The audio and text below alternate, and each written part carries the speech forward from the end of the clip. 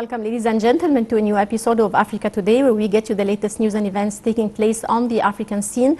And we will start off with our major top stories and reports. Foreign Minister Sameh Shoukry and the President of COP27 said that Egypt, which hosted the 2022 United Nations Conference on Climate Change 27th session on behalf of Africa, wants to put African concerns at the center of international climate action. We have more details in this report.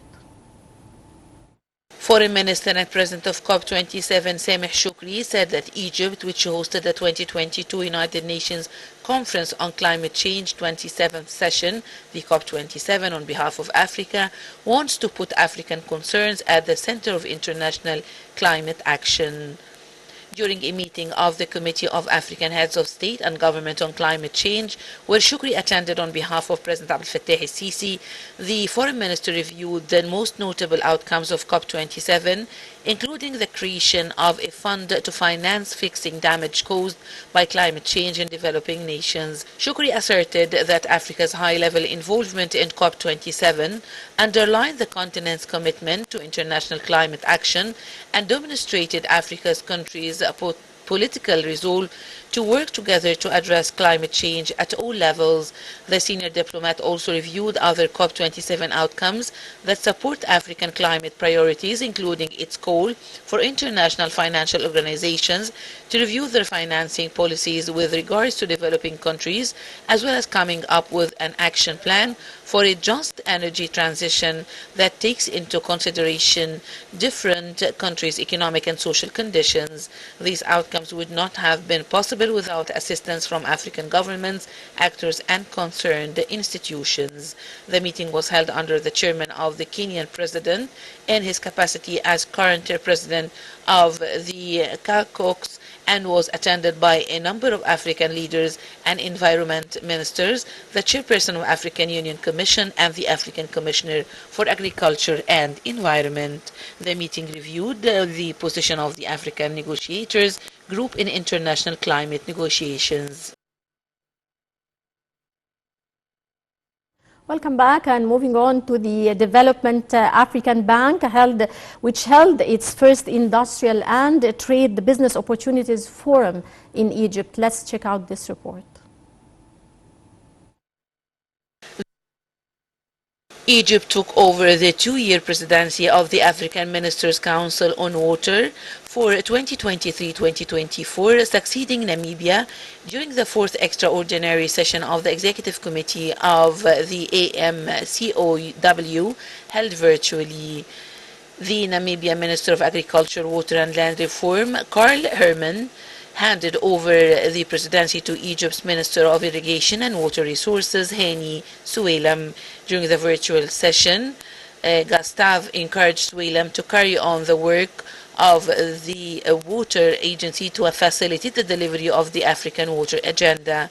In a speech after the handover, Suelam affirmed Egypt's aspiration to cooperate with the all African countries to enhance economic integration and ensure prosperity, security, peace, and stability for the continent.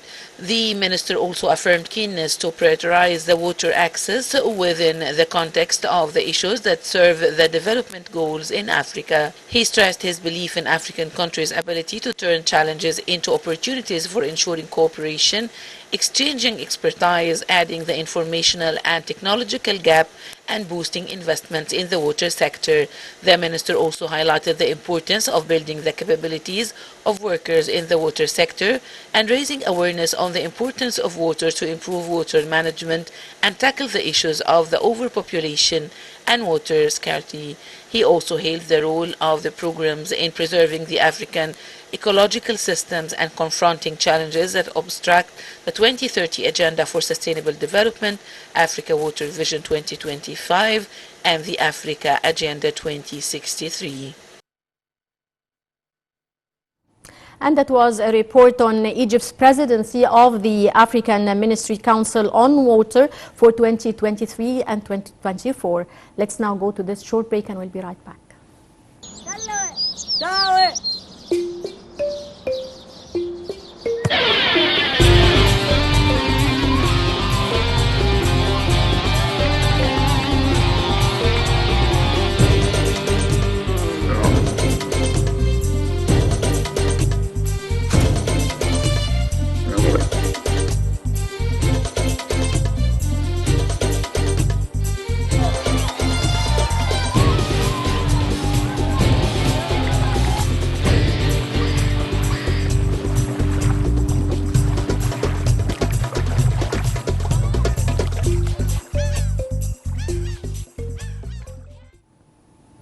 Welcome back, dear viewers. And on this topic, we're glad to be joined over the phone by Dr. Nader Noureddin, a professor of water resources, Cairo University.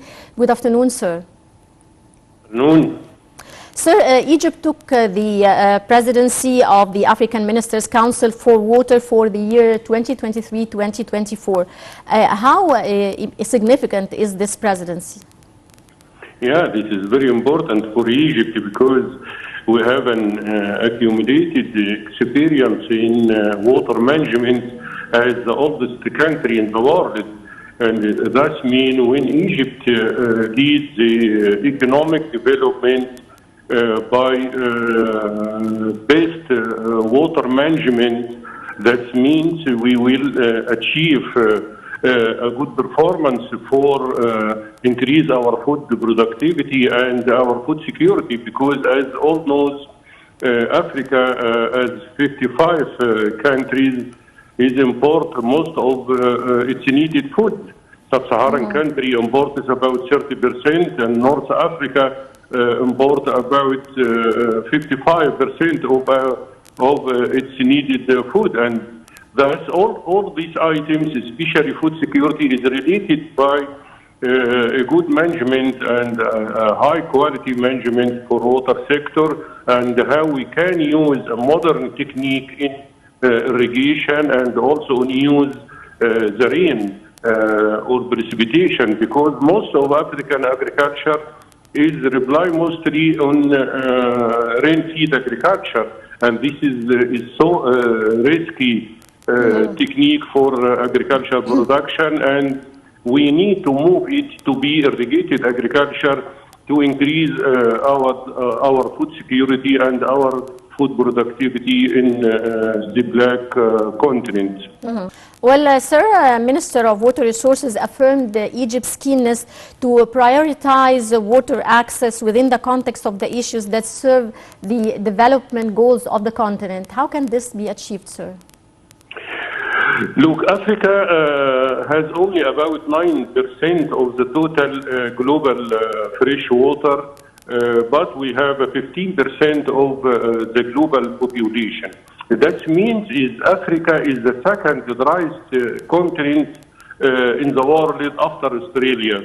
And that's also we suffering from another very important is there is a wide differences in nature water distribution in Africa.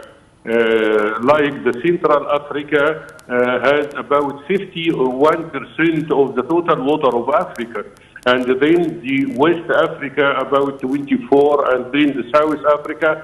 But the latest amount is in the North Africa, which we have less than 3% of the total Africa water, and then the East Africa, where the Nile Basin also has only about 4.5% of the total water Africa. This bad distribution or non-equal distribution make some difficulties and water scarcity in North and East Africa, and that we should dealing with this water scarcity. Most Africa countries is suffering from physical water scarcity. Physical water scarcity means is the water exists, is we have a water or we don't have a water. But some plenty water countries suffering from a technical and economic water scarcity. That means there is enough or plenty of water, but there is no technician, there is no tools to mobile or transfer this water to my home and to my field to use in a high efficient. This is what we call a technical water scarcity and economic water scarcity, and that we should dealing with all these type, the plenty water country and the shortage water country, to apply a good water management to get the maximum profit and the most feedback of every drop of water in all country, even in North, even in Central, and even in South Africa. Right. Dr. Nader, Minister of Water Resources, also highlighted the importance of building the capacities of workers working in the water sector, and also raising the awareness of the public on the importance of water management. How can we raise the awareness of the citizens on the significance of water management? Look, in Africa, as we also has low education percent, and most of African people, you can say 80% of the Africa working in agriculture sector.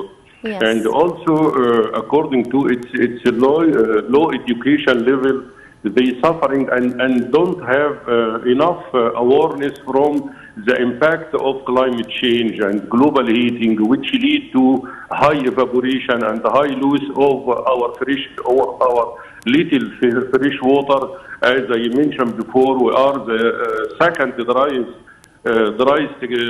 continent in the world. Even we have about 15% of the water of the global population, and that means raise awareness about climate change, about the sea level rise and its impact on agriculture sector, and that means also we should use much water to produce the same amount of wood that we produced before the climate change impact. Many other things about we should develop our agriculture method. We should move to you can say a digital agriculture and smart agriculture, and which lead to increase our food productivity and also decrease the amount of food that we are importing. As I mentioned before, 30% for most sub-Saharan country and 55% for North Africa. And this is number one, rise the education level and also the awareness by the impact of climate change, by the impact of water scarcity, by the impact of wasting water without high efficient use, and this will lead African agriculture to increase its food productivity. Right. Well, sir, how do you see the benefits for Egypt from the presidency of the African Ministers' Council on Water? What are the positive impacts of this on Egypt? Number one, we will be the pioneers. We will lead the African economic development, which, as mentioned, it's rely mostly for agriculture production, which almost some countries in Central and West Africa count on the agricultural production for its economic. More than we have about 20 countries in Africa rely mostly in agriculture sector, and which represent about 90% of the total GDP of this country. And that means the agriculture sector, which related so much by water management, should increase its value in sharing in GDP of all countries. Yes. Because you can say most of agriculture country is a poor country in difference with industrial countries.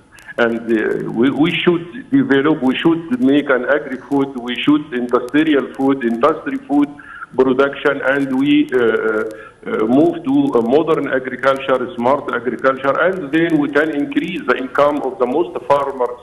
Also, we should play a good role in a low income for the family farm. Family farm, that means in agriculture is a small agriculture area that produce a little of food, doesn't have any fertilizer, chemical fertilizer, because it's expensive and because it's they poor. And that's when we rise and make a good progress in a water management, that means we will reduce poverty and eliminate some hunger, especially in Central and West Africa. And also we should prepare to how we can modify and adapt to the climate change and global warming and its effect on agriculture and in water resource itself. It may increase the pollution of the water, fresh water resource. It may increase the salinity of freshwater resource, and this means we should make a different tolerant crop that can tolerate this salinity and this pollution, and also to keep the soil from degradation and finally in desertification. Right. Well, I would like to thank you very much, Dr. Nader Noureddin, Professor of Water Resources, Cairo University. Many thanks for your insight, and dear viewers, that brings us to the end of this edition of Africa Today. Many thanks for watching, and stay tuned for more coming up here on Nile TV International.